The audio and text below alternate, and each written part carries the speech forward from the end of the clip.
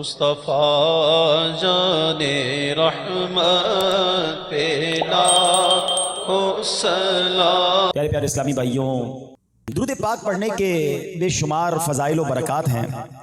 مصطفیٰ جان رحمت شمع بزم ہدایت صلی اللہ تعالیٰ علیہ وسلم ایک بار اپنے گھر کے باہر تشریف لائے اور اکیلے ہی کہیں تشریف لے جانے لگے تو مسلمانوں کے دوسرے خلیفہ حضرت عمر فاروق اعظم رضی اللہ تعالیٰ عنہ جب دیکھا تو آپ گھبرائے کہ پیارے آقا اکیلے جا رہے ہیں، کوئی اور ساتھ بھی نہیں ہے، کہیں کوئی دشمن حملہ وغیرہ نہ کر دے، تو آپ بھی پیچھے پیچھے چل پڑے۔ تھوڑا آگے گئے تو دیکھا کہ نبی پاک علیہ الصلوۃ والسلام اللہ کی بارگاہ میں اکیلے تھے اور جا کے سجدہ ریز ہو گئے، سجدے میں چلے گئے۔ حضرت عمر فاروق ادب سے پیچھے ہٹ گئے۔ کچھ دیر کے بعد نبی پاک علیہ الصلوۃ والسلام نے جب سجدے سے سر اٹھایا تو فاروق اعظم کو دیکھ کر فرمایا کہ اے عمر، تم نے اچھا کیا کہ مجھے سجدے میں دیکھ کر تم ایک طرف کھڑے ہو گئے۔ اب نبی پاک علیہ الصلوۃ والسلام نے فرمایا ان جبریل اتانی فقال من صلی علیک من امتک واحدۃ صلی اللہ علیہ عشرا ورفعہ بها 10 درجات۔ آقا فرماتے بے شک ابھی ابھی جبریل امین میرے پاس آئے تھے اور عرض کی یا رسول اللہ صلی اللہ تعالی علیہ وسلم، آپ کا جو بھی امتی آپ پر ایک بار درود پاک پڑھے گا اللہ کریم اس پر اپنی 10 رحمتیں نازل فرمائے گا اور اس کے 10 درجات بھی بلند فرمائے گا۔ ایک درود 10 رحمتیں اور 10 درجے بھی بلند ہو رہے ہیں۔ اللہ اکبر، یہ ہے درود پاک کی فضیلت۔ اور سبحان اللہ، میرے آقا علیہ الصلوۃ والسلام کو جب یہ بشارتیں دی جاتی نا کہ امت کو اتنی نیکیاں ملیں گی، اتنی برکتیں ملیں گی، مجھے ایک بات بتائیں، درود ہم پڑھیں گے، ثواب کس کو ملے گا؟ ہمیں ملے گا۔ درجے کس کے بلند ہوں گے؟ ہمارے ہوں گے۔ گناہ کس کے معاف ہوں گے؟ ہمارے ہوں گے۔ خوشی کس کو ہو رہی ہے؟ ہمارے آقا کو۔ امت سے پیار دیکھو، ہے میری خوش قسمتی میں تیرا امتی۔ لیکن اب امتی کو کیا چاہیے؟ اسے چاہیے کہ وہ کثرت سے درود پاک پڑھے۔ آج ہم غور کریں کہ ہم پورے دن میں کتنی بار درود پاک پڑھتے ہیں۔ اپنے ساتھ تسبیح رکھا کرو، چلتے پھرتے اٹھتے بیٹھتے درود پاک پڑھتے رہا کرو۔ ہر درود تمہارے نامہ اعمال میں 10 نیکیاں بڑھا رہا ہے، 10 گناہ کم کر رہا ہے، 10 رحمتیں برسا رہا ہے۔ اور سنو سنو، صرف یہ اجر نہیں بلکہ یہاں تک کتابوں میں لکھا ہے، احادیث میں مضمون ہے کہ مشکل ہے، پریشانی ہے، تکلیف ہے، درود کی کثرت کرو، درود تمہاری پریشانیاں دور کر دے گا۔ دکھوں نے تم کو جو گھیرا ہو تو درود پڑھو، دکھوں نے تم کو جو گھیرا ہو تو درود پڑھو، جو حاضری کی تمنا ہو تو درود پڑھو۔ آئیے مل کر محبت کے ساتھ بآواز بلند درود پاک پڑھ لیں۔ صلو علی الحبیب صلی اللہ تعالی علی محمد صلی اللہ علیہ وسلم۔ ایک عظیم ہستی، کمال کی پرسنالٹی ہیں کہ جب بھی ان کا نام لیتے ہیں دل میں ایک تسکین سی، جس کو کہتے ہیں بندہ فخر سا محسوس کرنے لگتا ہے، اپنے حوصلے بلند ہوتے نظر آ جاتے ہیں۔ اللہ اکبر، یہ کون ہستی ہے بتاتا ہوں میں ان کے بارے میں، مگر آؤ میں آپ کو پہلے مدینہ منورہ کی سردیوں کی رات کی ایک داستان سناتا ہوں، کچھ عرصہ پرانی۔ اب وہ سردیوں کی راتیں تھیں تو مدینے کی گلیوں میں ایک آقا اور ایک غلام، غلام کا نام ہے اسلم، اور یہ غلام اور آقا جو ہے سخت سردی کی رات میں کہیں چلتے ہوئے جا رہے ہیں۔ پورے مدینے میں خاموشی ہے، لوگ گھروں میں سوئے ہوئے ہیں، اندھیری رات ہے۔ چلتے چلتے دیکھا کہ ایک خیمہ ہے، اس میں آگ جل رہی ہے۔ دونوں چلتے ہوئے خیمے کے جب قریب پہنچے تو پتہ چلا کہ خیمہ نہیں تھا بلکہ ٹوٹا پھوٹا کچا سا ایک گھر تھا۔ کوئی قافلہ نہیں بلکہ خاتون تھی، اپنے ننھے منھے بچوں کے ساتھ مقیم تھی، چولہے پر ہنڈیاں چلائی ہوئی تھی جیسے کھانا پکا رہی ہو، اور بچے مسلسل رو رہے تھے، بھوک کی وجہ سے بچے مسلسل رو رہے تھے۔ آقا نے سلام کیا، خاتون نے بغیر توجہ کے ساتھ جب سلام کا جواب بھی دے دیا۔ آقا نے کہا میں گھر میں آ سکتا ہوں؟ خاتون نے کہا کسی خیر کا ارادہ ہے تو آ جاؤ ورنہ تو کوئی ضرورت نہیں ہے۔ بڑی دکھی تھی خاتون، سیدھے منہ جواب بھی نہیں دے رہی تھی۔ تو اس نے کہا کہ بی بی تم کون ہو اور بچے کیوں رو رہے ہیں؟ خاتون نے کہا کہ میں مدینہ منورہ کی رہائشی ہوں، ان بچوں کو شدید بھوک لگی ہے اور اسی وجہ سے یہ رو رہے ہیں۔ آقا نے کہا تم نے ہنڈیا میں کیا پکانے کے لیے رکھا ہے؟ خاتون نے کہا اس میں صرف پانی ہے، میں نے بچوں کو بہلانے کے لیے پانی ہنڈیا میں رکھ دیا ہے کہ یہ تھک کر روتے روتے سو جائیں، مجھے کھلانے کو کچھ نہیں ہے، میں غریب عورت ہوں، امیر المومنین کو کیا خبر کہ ہمارا کیا حال ہے؟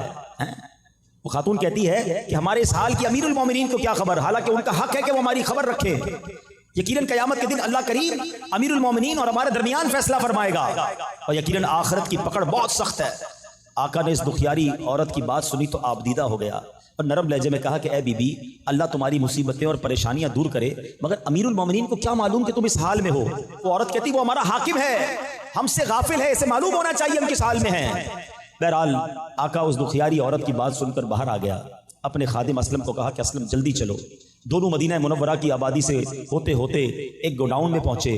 وہاں پر انہوں نے غلے کے گودام سے آٹا بھی لیا, غلہ بھی لیا, گندم لیا, اس میں کچھ پیسے بھی ڈالے اور اس آقا نے وہ آٹے کی بوری اپنے کاندھے پہ اٹھا لی.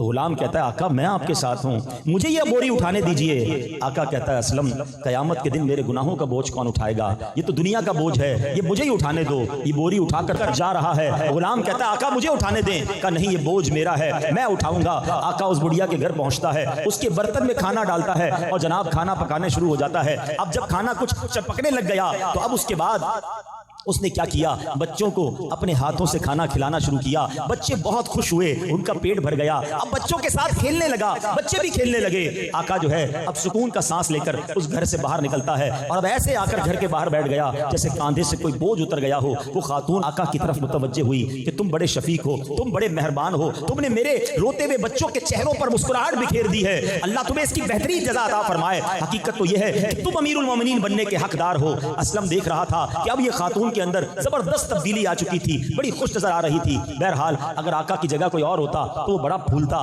بڑا جناب آکڑتا, مگر وہ آقا بالکل تعریفی کلمات پر توجہ نہیں دی, بلکہ کہا کہ جیسا تم کہہ رہی ہو ایسا بالکل نہیں, میں اور امیر المومنین بننے کا حقدار. یہ تو بڑی عجیب بات ہے. ہاں ایک بات ہے کہ جب تم کل امیر المومنین کے دربار میں آؤ گی تو مجھے وہاں ضرور دیکھو گی. وہ کون آقا تھا جو کاندھے پر اناج اٹھا کر اس بوڑھی خاتون کے گھر پہنچتا ہے, بچوں کو اپنے ہاتھوں سے کھلاتا ہے, جب تک بچے خوش نہیں ہوتے اسے سکون نہیں آتا. یہ کوئی اور نہیں, یہ ہم سب کے امام امیر المومنین خلیفۃ المسلمین, مسلمانوں کے دوسرے خلیفہ حضرت عمر فاروق اعظم رضی اللہ تعالی. حضرت عمر فرماتے ہیں کہ اگر کسی نہر کے کنارے بکری بھی پیاسی مر جائے تو عمر سے اس کا سوال کیا جائے گا. حضرت عمر فاروق اعظم رضی اللہ تعالیٰ کی جو سیرت ہے وہ ساری دنیا کے جو حکمران ہیں ان کے لیے درس ہے کہ جو اپنی رعایا کا ایسے خیال رکھا کرتے تھے. وہ بڑے بڑے محلات میں نہیں رہتے. اللہ اکبر, ذرا سوچئے یہ وہ لوگ تھے جو نبی پاک کے تربیت یافتہ تھے. آپ کو فاروق اعظم کہا جاتا ہے. فاروق پتہ ہے کس کو کہتے ہیں؟ فرق ڈالنے والے کو, ڈفرینشیٹ کر دینے والے کو. جب سے آپ ایمان لائے حق اور باطل کے درمیان ایسا فرق ڈال دیا اور مسلمانوں کو ایسا غلبہ نصیب ہوا کہ آپ کا نام جو ہے وہ فاروق اعظم پڑ گیا. یاد رہے امیر المومنین سب سے پہلے دنیا میں اگر کسی کو کہا گیا نا تو وہ حضرت عمر فاروق کو کہا گیا, کیونکہ حضرت ابوبکر صدیق رضی اللہ تعالیٰ کو خلیفۃ الرسول اللہ کہا جاتا تھا. ٹھیک ہے, تو آپ سے لوگوں نے کہا کہ حضور اب آپ ہمارے امیر بن گئے ہیں تو آپ کو ہم کیا کہیں؟ آپ نے کہا اگر مجھے خلیفۃ الرسول اللہ تو مجھے نہیں کہہ سکتے کیونکہ میں تو حضرت ابوبکر کا خلیفہ ہوں, تو پھر خلیفۃ الرسول اللہ کہنا پڑے گا تو بہت بڑا ہو جائے گا. تو لوگوں نے کہا حضور ہم مومن ہیں, آپ ہمارے امیر ہیں, تو پھر آپ امیر المومنین ہوئے. کہا یہ ٹھیک ہے.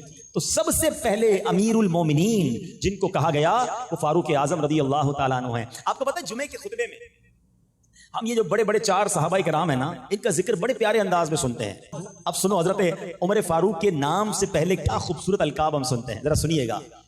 عادل الاصحاب مزین المنبر والمحراب الموافق رأیہ للوحی والکتاب سیدنا و مولانا الامام امیر المؤمنین وغیظ المنافقین امام المجاہدین فی رب العالمین ابی حفص عمر بن الخطاب رضی اللہ تعالی عنہ. سبحان اللہ. اب آپ کے ان القاب کا ذرا معنی سمجھنا. آپ عدل الاصحاب, سارے صحابہ میں سب سے زیادہ عدل کرنے والے, آپ کی عدالت کے تو چرچے تھے نا. عدل الاصحاب ہیں, مزین المنبر والمحراب, محراب اور منبر کی آپ زینت ہیں. اللہ اکبر. الموافق رأیہ للوحی والکتاب, آپ کی زبان پر رب نے کیسا حق جاری کیا, ایک بار نہیں 2 بار نہیں, علماء فرماتے ہیں 20 بار ایسا ہوا کہ حضرت عمر فاروق کوئی مشورہ نبی پاک کی بارگاہ میں پیش کرتے, اسی مشورے کی تائید میں قرآن کی آیت نازل ہو جاتی. یعنی حضرت عمر کی رائے اور اس رائے پر قرآن کا نازل ہو جانا. تو صحابہ بھی کہا کرتے تھے عمر کی زبان پر حق جاری ہے, عمر جو کہتے ہیں قرآن نازل ہو جاتا ہے. اللہ اکبر. آگے سنو. امیر المؤمنین وغیظ المنافقین, منافقین پر بڑے غضب والے ہیں, مومنین کے امیر ہیں, اللہ کی راہ میں جہاد کرنے والوں کے امام ہیں. ابی حفص, آپ کی کنیت ابو حفص ہے اور یہ بھی کمال کی کنیت ہے. ابو حفص, حفص کہتے ہیں شیر کے بچے کو, ابو حفص کہتے ہیں شیر کو. اور حضرت عمر وہ جرت والے, وہ طاقت والے اور ایسے غالب تھے کہ آپ کی کنیت بھی ابو حفص ہے. سبحان اللہ. اللہ اور اس کے رسول کے شیر. حضرت عمر کی تو کیا شان ہے. سبحان اللہ. یہ جو ذکر عمر کر رہے ہیں نا یہ کتنی بڑی نیکی ہے. آؤ سنو اور ایمان تازہ کر لو. ہماری امی جان صدیقہ بنت صدیق حضرت عائشہ صدیقہ طیبہ طاہرہ رضی اللہ تعالی عنہا فرماتی ہیں زینوا مجالسکم بذکر عمر, کہتی ہیں اپنی محافل کو حضرت عمر فاروق کے ذکر سے آراستہ کیا کرو.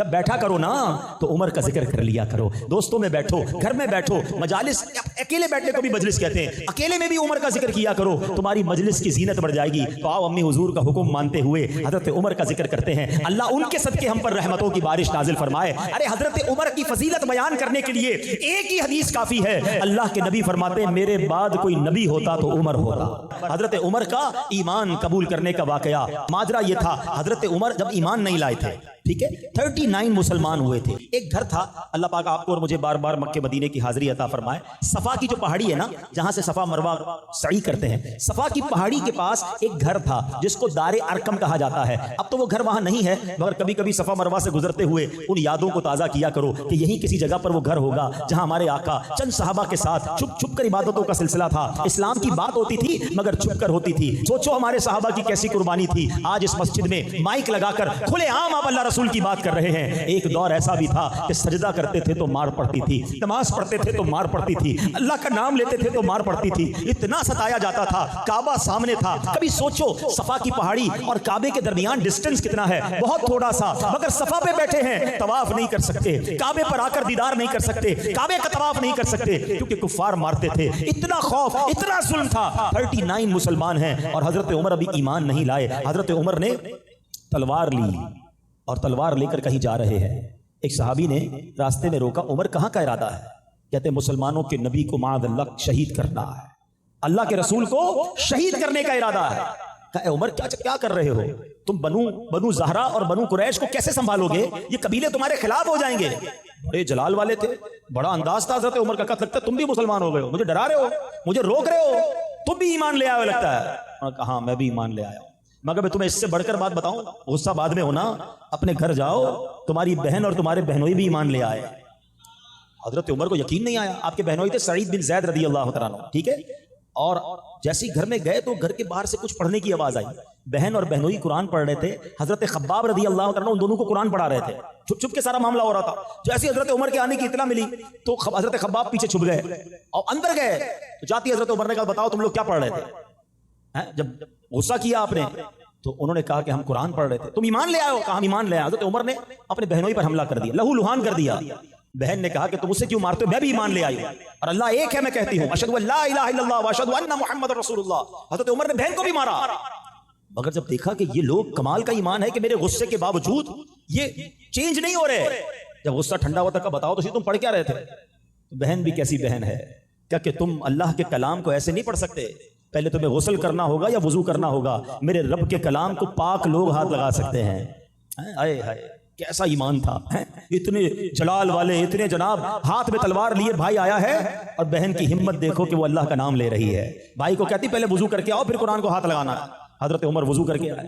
اب تلاوت قرآن ہوتی ہے, آئے ہائے قرآن کا ایک ایک لفظ نور بن کر حضرت عمر کے دل میں داخل ہو رہا ہے. اب کیا ہوا؟ کہا مجھے اب نبی پاک کے پاس جانا ہے. بہن خوش ہوئی, بہنوئی خوش ہوئے, آپ کو لے کر آئے نبی پاک کے پاس. اچھا سب جانتے تھے کہ حضرت عمر جو ہیں وہ تو کفار کی فوج کے بڑے خطرناک جرنیل ہیں. تو حضرت عمر آئے, صحابہ نے کہا حضرت عمر آئے. اس وقت تو مسلمان نہیں ہوئے تھے, اندر جتنے صحابہ تھے سب گھبرا گئے کہ عمر آئے حملہ کرنے. حضرت حمزہ شیر خدا, ہاں حضرت حمزہ کی کیا شان ہے, نبی پاک کے مبارک چچا, وہ ایمان لے آئے تھے. انہوں نے کہا عمر کو آنے دو. اچھے ارادے سے آیا تو ٹھیک ہے, ورنہ عمر ہی کی تلوار ہوگی اسی کا سر ہوگا. آپ بھی شیر خدا تھے. اب ذرا تصور کرو نا, ایک گھر ہے اس پہ 39 کے قریب صحابہ ہیں, دروازے پر عمر کھڑے ہیں, نبی پاک نے آپ کا گریبان کے قریب پکڑ لیا. کیا عمر کب تک لڑتے رہو گے, کب ایمان لاؤ گے؟ کیا جب تک رب تمہاری مذمت میں قرآن کی آیت نازل نہیں کرے گا جب تک لڑو گے مجھ سے؟ روایت کا خلاصہ ہے. حضرت عمر نے جب یہ سنا پھر نبی پاک نے دعا کی, اللہ یہ عمر ہے اس کو ایمان کی دولت عطا کر دے. زبان مصطفیٰ سے دعا نکلنی ہے, اللہ اکبر. حضرت عمر نے کہا میں گواہی دیتا ہوں اللہ کے سوا کوئی عبادت کے لائق نہیں, اشہدو ان لا الہ الا اللہ واشہدو ان محمد عبدہ ورسولہ. اللہ اکبر. جب حضرت عمر ایمان لائے مسلمانوں کو اتنی خوشی ہوئی, سب نے مل کر نعرہ تکبیر لگایا. اس نعرے کی یاد میں ہم بھی نعرہ لگاتے, نعرہ تکبیر, نعرہ تکبیر, نعرہ رسالت. ہر صحابی نبی, ہر صحابی نبی. آپ کو متمم الاربعین کہا جاتا ہے، آپ 40ویں ہیں، 40 کا عدد پورا کرنے والے حضرت عمر ہیں۔ اور سنو اس کے بعد کیا ہوا، حضرت خباب پتہ ہے کیا کہتے ہیں، تھوڑے دن پہلے ہی نبی پاک نے دعا کی تھی، اے اللہ ایک دے دے اور اس سے اسلام کو عزت مل جائے۔ ذرا سوچو حضرت عمر وہ ہیں کہ جن کے سبب اسلام کو عزت ملی ہے، میں اور آپ ایمان لائے ہمیں عزت اسلام کی وجہ سے ملی ہے، مگر حضرت عمر وہ ہیں کہ جب سے آپ ایمان لائے، آپ کے ایمان لانے کے بعد اسلام کی عزت میں اضافہ ہوا ہے۔ سنو بریلی کے تاجدار لکھتے ہیں، ناریوں کا دور تھا دل جل رہا تھا نور کا، ناریوں کا دور تھا دل جل رہا تھا نور کا، تم کو دیکھا ہو گیا ٹھنڈا کلیجہ نور کا۔ آقا بہت خوش ہوئے۔ حضرت عمر کہتے ہیں حضور کیا ہم حق پر نہیں، کیا ہم حق پر نہیں، ہم چھپ کر نماز کیوں پڑھتے ہیں، ہم چھپ کر اذان کیوں دیتے ہیں، چلیے کعبے پر، کون ہے جو ہمیں روک کے بتائے، ابھی تو ایمان لائے ہیں، ادھر سینکڑوں ہیں ادھر 40 ہی ہوئے ہیں، مگر جرت دیکھو، بہادری دیکھو، اللہ اکبر۔ میں تو کبھی کبھی تصور کرتا ہوں جب کتابوں میں پڑھا کہ اب دار ارکم سے 2 صفیں باہر نکلی اور کتابوں میں لکھا ایک صف کو لیڈ کر رہے ہیں، ایک صف کے امام ہیں حضرت عمر، ہاتھ میں تلوار ہے، دوسری صف ہے اس کو لیڈ کر رہے ہیں شیر خدا حضرت حمزہ رضی اللہ تعالیٰ عنہ۔ اب یہ دونوں صفوں میں مسلمان کعبے کی طرف جا رہے ہیں، اللہ اکبر۔ یہ ہے حضرت عمر جن کی شان یہ ہے کہ جب سے ایمان لائے مسلمانوں کی عزت میں اضافہ ہی ہوتا چلا گیا۔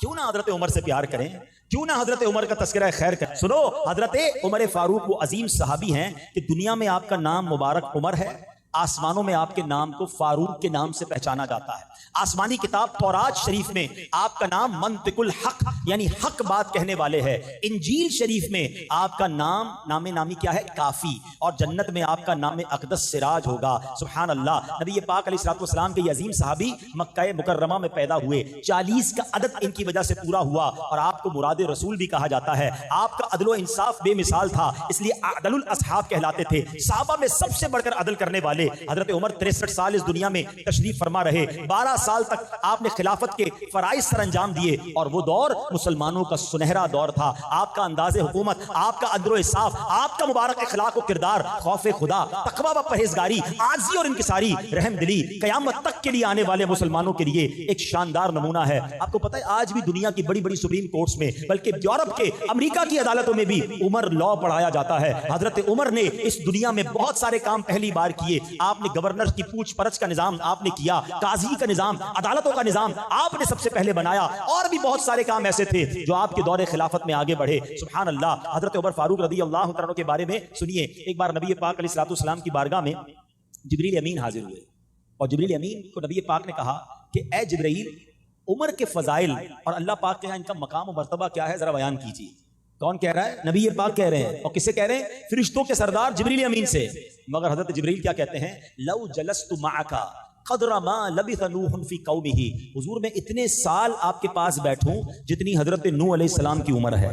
لم استطیع ان اخبرک بفضائل عمر وما له عند اللہ، حضور میں آپ کی خدمت میں بیٹھوں اتنی سال جتنی حضرت نوح کی عمر تھی، اور میں ساری عمر فضائل عمر بیان کرتا رہوں حضور پھر بھی پورے طور پر بیان نہیں کر سکوں گا۔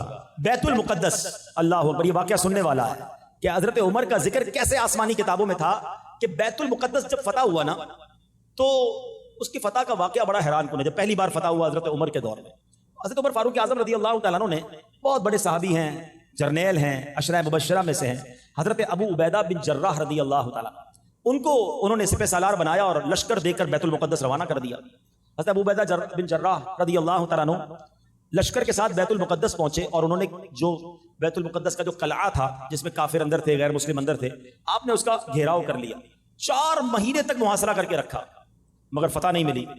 4 مہینے ہو گئے، نتیجہ بھی کوئی نہ نکلا۔ بیت المقدس میں ان غیر مسلموں کا ایک بہت بڑا راہب تھا جو ان کا یوں سمجھ لیں پادری سمجھ لیں، وہ قلعے کی دیوار پر چڑھا اور ابو عبیدہ بن جراح رضی اللہ تعالیٰ عنہ سے کہا کہ ہم ہر حال میں تم سے جنگ کریں گے، ہمارے شہر کو صرف ایک ہی شخص فتح کر سکتا ہے، اس کے اوصاف ہماری کتابوں میں لکھے ہیں، اور سنو وہ تم نہیں ہو۔ حضرت ابو عبیدہ بن جراح کو کہا تمہارے ہاتھ میں فتح نہیں ہے، ہاں ہماری کتاب میں ہمیں پتا ہے ایک بندہ ایسا ہے کہ جب وہ آئے گا نا تو وہ فتح کر لے گا، ہمیں یہ قلعہ چھوڑنا پڑے گا۔ اچھا، حضرت ابو عبیدہ بن جراح جو بڑے کمال کے تھے، کہا بتاؤ تو صحیح وہ کون ہے، کسی طرح پتہ تو چل جائے کہ ان کی کتابوں میں کس کا ذکر ہے۔ اچھا، وہ راہب بھی کمال ہے، اس نے بتا دیا کہ کہا ہماری کتاب میں لکھا ہے کہ وہ جناب رحمت رسول اللہ صلی اللہ علیہ وسلم کا امتی ہوگا، اس کا نام عمر بن خطاب ہوگا، لوگ اسے فاروق کہیں گے، دینی معاملات میں بڑا سخت ہوگا، اللہ پاک کے معاملے میں لوگوں کی ملامت کی وہ پرواہ نہیں کرتا ہوگا، سبحان اللہ. حضرت ابو عبیدہ بن جرہ نے یہ سنا تو آپ تو خوب خوش ہو گئے, نعرہ لگایا آپ نے کہا فتحنا البلد ورب الکعبہ, رب کعبہ کی قسم ہم نے یہ شہر فتح کر لیا. چابی مل گئی نا, اس کے منہ سے نکل گیا. ہماری کتابوں میں لکھا ہے, آسمانی کتابوں میں لکھا ہے بیت المقدس فتح ہوگا مسلمانوں کے ہاتھوں, مگر ابو عبیدہ بن جرہ تم نہیں ہو, وہ کوئی اور ہے. حضرت ابو عبیدہ بن جرہ نے فوراً لیٹر لکھا, حضرت عمر کو حضور تشریف لائیے, اب کام آپ کے ہاتھ سے ہی ہونا ہے. حضرت عمر اپنے غلام کے ساتھ روانہ ہوتے ہیں. خچر ایک ہے, سواری ایک ہے, سفر بہت بڑا تھا, تو کہا ایسا کرتے ہیں کچھ گھنٹے میں سواری کروں گا, تم لگام کھینچ کے اس خچر کو یا گھوڑے کو چلانا, اس کے بعد کچھ گھنٹے تم سواری کرنا تو میں چلاؤں گا. ایسا ہی ہوتا رہا, یہ باریاں ہوتی گئیں. کمال دیکھو, اب جب بیت المقدس کے قریب پہنچنے کا وقت آیا نا, تو وہ باری آپ کے غلام کے خچر پر بیٹھنے کی تھی. غلام کہتا ہے حضور سارا شہر آپ کا انتظار کر رہا ہے, پوری فوج آپ کا انتظار کر رہی ہے, ہم قریب پہنچنے والے ہیں, کتنا برا لگے گا کہ میں خچر پر بیٹھوں, آپ پیدل چلیں. نہیں حضور باری تو میری ہے, میری عرض سن لیں, آپ بیٹھ جائیں, لوگ آپ کے استقبال کے لیے موجود ہیں. اللہ اکبر. ایسے ہی نہیں عادل الاصحاب کہا جاتا ان کو. عمر کہتے باری تمہاری ہے, کوئی بات نہیں, اگر وہاں پر قوم استقبال کے لیے موجود ہے. اس دنیا نے یہ منظر دیکھا, امیر المومنین خلیفۃ المسلمین نبی پاک کے چہیتے صحابی جن کے ہاتھوں پر بیت المقدس فتح ہونا ہے, ان کا غلام خچر پر بیٹھا ہے, اور وہ امیر المومنین اس خچر کی لگام تھامے بیت المقدس میں داخل ہو رہا ہے. اللہ اکبر. دروازہ کھٹکھٹایا گیا, بیت المقدس کا وہ راہب جو ہے وہ باہر آیا, اور جب اس نے باہر آ کر حضرت عمر فاروق کو دیکھا, دیکھتے ہی پہچان گیا کہ ہماری کتابوں میں جس بندے کے بارے میں, جس شخصیت کے بارے میں نشانی ہے, یہ وہی ہیں جن کا ذکر ہماری کتابوں میں ہے. شہر انہوں نے فتح کرنا ہے, ان کافروں نے بغیر لڑائی کے بیت المقدس عمر فاروق اعظم کے حوالے کر دیا. مسلمانوں کو ایسی عظیم فتح نصیب ہوئی کہ جناب کوئی تلوار نہ چلی, بلکہ بغیر لڑائی کے بیت المقدس فتح ہو گیا, کیونکہ انہیں معلوم تھا ہماری کتابوں میں ان کا ذکر ہے. اب ذرا سوچو ان کا مقام کیسا ہوگا, ان کا مرتبہ کیسا ہوگا کہ ان کا ذکر صدیوں پہلے اللہ کی کتابوں میں لکھا ہے. یقیناً اب تو بائبل, انجیل اور توریت میں تحریف کر دی گئی ہے, اب وہ ایسی کتاب نہیں رہی جیسی پہلے نازل ہوئی تھی. اب ہمارا پڑھنا بھی جائز نہیں ہے, لیکن بتانا یہ مقصود ہے کہ یہ وہ ہستیاں ہیں جن کا ذکر اس طرح پرانی کتابوں میں تھا. سبحان اللہ. میرے پیارے اسلامی بھائیوں, ایسے ایسے واقعات ہیں. حضرت عمر فاروق رضی اللہ تعالیٰ عنہ کے بارے میں آتا ہے کہ آپ کی حضرت ام کلثوم رضی اللہ تعالیٰ عنہ پیارے آقا کی پیاری نواسی, بی بی فاطمہ کی شہزادی تھی, وہ حضرت عمر کی زوجیت میں تھی. ایک دن حضرت عمر فاروق نے دیکھا کہ حضرت ام کلثوم بڑی رو رہی ہیں, تو آپ نے رونے کا سبب پوچھا, تو کہا کہ کعب الاحبار رضی اللہ تعالیٰ کہتے ہیں کہ آپ جہنم کے دروازے پر ہیں. صحابی رسول حضرت عمر کا کمال دیکھیں, خود بہت بڑے صحابی عشرہ مبشرہ میں ہیں, یقیناً حضرت کعب الاحبار کا بڑا نام ہے, مگر حضرت عمر فاروق تو ان سے زیادہ افضل ہیں. اور جب یہ سنا تو آپ ڈر گئے, فوراً حضرت کعب الاحبار سے رابطہ کیا اور کہا تم میرے بارے میں یہ کہتے ہو میں جہنم کے دروازے پہ ہوں. تو کعب الاحبار پتہ کیا کہتے ہیں, اے امیر المومنین جلدی مت کیجیے, پہلے میری بات تو پوری سن لیں. اللہ کی قسم ذوالحجہ کا مہینہ ختم ہوتے ہی آپ جنت میں تشریف لے جائیں گے.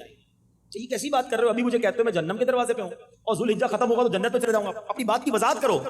اللہ اکبر. کعب الاحبار کہتے ہیں کہ حضور میں نے اس ذات کی قسم جس کے قبضہ قدرت میں میری جان ہے, ہم نے اللہ کی کتاب میں پڑھا ہے, کیونکہ یہ پہلے ایمان نہیں لائے تھے, انہوں نے پچھلی کتابیں پڑھی ہوئی تھی, کہ ہم نے پچھلی کتابوں میں پڑھا ہے کہ آپ جہنم کے دروازے پر کھڑے ہیں, جب تک آپ حیات ہیں لوگوں کو جہنم میں جانے سے روک رہے ہیں, جب آپ دنیا سے تشریف لے جائیں گے تو لوگ قیامت تک جہنم میں گرتے رہیں گے. یعنی آپ جہنم کے دروازے پر کھڑے ہو کر مسلمانوں کو, ایمان والوں کو جہنم میں جانے سے روک رہے ہیں. یہ فضیلت تھی حضرت عمر فاروق کی. اور کعب الاحبار یہ بھی جانتے تھے کہ جیسی ذوالحجہ ختم ہوگا, محرم شروع ہوگا, حضرت عمر دنیا سے چلے جائیں گے. اللہ اکبر. یہ واقعات پچھلی کتابوں میں موجود, اور حضرت عمر فاروق کو یہ مقام حاصل ہے. سبحان اللہ. میرے پیارے اسلامی بھائیوں, میں نے شروع میں ایک بات کہی تھی کہ حضرت عمر فاروق جو ہے وہ اسلام کے لیے عزت ہیں. اب سنو, نبی پاک علیہ الصلوۃ والسلام فرماتے ہیں, حضرت عبداللہ بن عباس سے روایت ہے, روز قیامت, سنیے گا قیامت کے دن کیا ہوگا, جب عمر فاروق اعظم اللہ کی بارگاہ میں حاضر ہوں گے نا, تو اس وقت اسلام عرض کرے گا, یا رب هذا عمر اعزنی فی دار الدنیا فاعزه فی ارصات القیامہ. اے رب عز و جل, یہ عمر ہیں جنہوں نے دنیا میں میری عزت بلند کی, آج میدان قیامت میں تو انہیں عزت عطا فرما. اسلام کہے گا آپ کے بارے میں. اور اس کے ساتھ ہی حضرت عمر فاروق کو 2 جبے پہنائے جائیں گے, ان جبوں میں ایسی خوشبو ہوگی کہ ان میں سے ایک بھی دنیا میں کھول دیا جائے تو ساری دنیا اس کی مہک سے معطر ہو جائے. حضرت عمر فاروق کو نورانی اونٹنی پر بٹھایا جائے گا, آپ کے آگے 70,000 جھنڈے لہرا رہے ہوں گے. اس وقت میدان محشر میں ایک آواز گونجے گی, یا اہل الموقف ھذا عمر فاعرفوا, اے اہل محشر یہ عمر ہیں, انہیں پہچان لو. سبحان اللہ, سبحان اللہ. اے میرے پیارے اسلامی بھائیوں, اب حضرت عمر کا یہ ذکر خیر ہوا, آپ کا مرتبہ بیان ہوا, آپ کی عاجزی بیان ہوئی جس کو نبی پاک نے اپنی زبان سے جنت کی بشارت دی ہو، مگر اس کے باوجود آپ کی عبادت کا حال کیا تھا کہ ساری رات عبادتیں ہوتی، گریہ بازاری ہوتی، اتنے بڑے صحابی ہو کر بھی اللہ کے خوف سے لرزتے تھے، آنسو بہاتے تھے۔ آپ کے بارے میں آتا اتنا روتے تھے کہ آپ کے چہروں پر سیاہ لکیریں پڑ گئی تھی خوف خدا میں۔ اتنی نیکیاں ہیں اور رات روتے گزر رہی ہے، ہمارے گناہ کم نہیں ہوتے مگر پھر بھی رونا نہیں آتا، پھر بھی خدا کا خوف نہیں ہے، پھر بھی مرنے کا ڈر نہیں ہے۔ اے میرے پیارے اسلامی بھائیوں، یہ صحابہ کرام کی زندگی ہمیں سکھا رہی ہے کہ جنہوں نے بڑے مرتبے ہو کر بھی عاجزی کے ساتھ زندگی گزاری۔ آج ہم میں سے کسی کو تھوڑا پیسہ مل جائے ٹوری چینج ہو جاتی ہے، انداز ہی بدل جاتا ہے، غریبوں سے تو کوئی ہاتھ ہی نہیں ملاتا۔ عاجزی ان کے ساری اختیار کرو۔ جتنے بھی صحابہ کو آپ پڑھیں گے نا، جتنے بھی ولیوں کو پڑھیں گے، زمانے میں ان کا نام ہوگا مگر وہ عاجزی اور انکساری والے ہوں گے۔ اور آج تھوڑی سی عزت مل جائے تو بندے کا اسٹائل ہی چینج ہو جاتا ہے۔ نہ کریں ایسا، جو دوسرے کو حقیر جانتا ہے اس کی ساری عبادتیں برباد ہو جاتی ہیں۔ وہ حدیث آپ نے سنی ہوگی نا کہ جس کے دل میں رائی کے دانے کے برابر بھی تکبر ہوگا وہ جنت میں داخل نہیں ہوگا۔ رائی کا دانہ کتنا ہوتا ہے پتہ ہے؟ بالکل نقطے جتنا۔ مثال کے طور پہ سمجھایا گیا، جس کا پورا دل ہی تکبر سے بھرا ہوا اس کا کیا حال ہوگا؟ آپ کو پتہ ہے شیطان کیوں برباد ہوا؟ ایک بار ہی تکبر کیا تھا اس نے، فرشتوں کا استاد تھا، بہت بڑا مقام تھا اس کا، مگر کیا ہوا؟ اس نے کیا کیا؟ اس نے اللہ کی بارگاہ میں کیا کہا تھا؟ انا خیر من، اے اللہ میں آدم سے بہتر ہوں، خلقتنی من نار وخلقتہ من طین، تو نے مجھے آگ سے بنایا، آدم کو مٹی سے بنایا، میں اس سے بہتر ہوں۔ شیطان نے ایک بار کہا میں اس سے بہتر ہوں، ساری عبادتیں برباد۔ جو روز کہتا ہے میں اس سے بہتر ہوں، یہ تو غریب ہے میں امیر ہوں، یہ جاہل ہے میں پڑھا لکھا ہوں، یہ چھوٹے خاندان سے میں بڑے خاندان سے ہوں، معاذ اللہ، اس کی زبان یہ ہے میں تو یہ ہوں، یہ تو روز لوگ کہہ رہے ہیں، یا تو زبان سے کہہ رہے ہیں یا اپنے انداز سے کہہ رہے ہیں۔ اس نے ایک بار کہا مارا گیا۔ جو روز کہتا ہے اس کا کیا حال ہوگا؟